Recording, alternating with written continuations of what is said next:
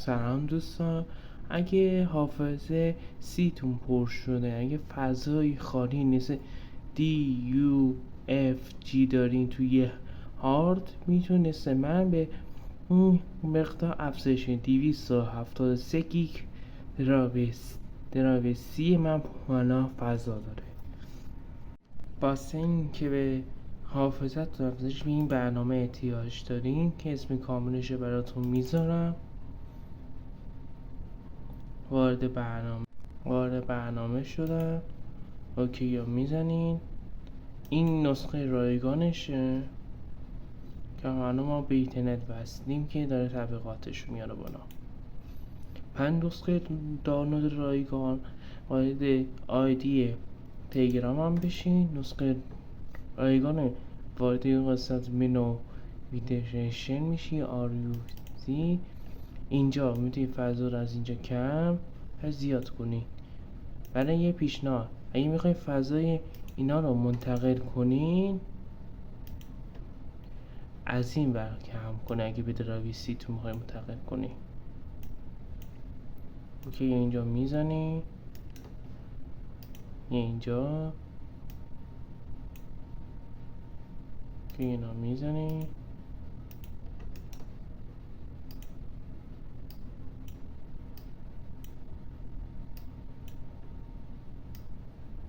مثلا من دارم 10 گیگش میکنم.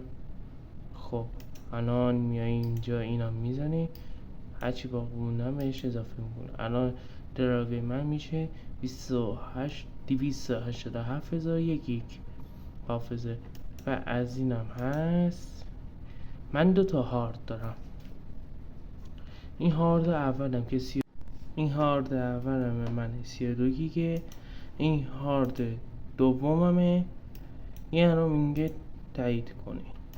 الان مثلا ما باز نیا کن، تایید شده. یعنی اگه بخوایم کمش هم بکنی جوری کم میشه و به این هم میتونی اینجوری هم اضافه تر کنی.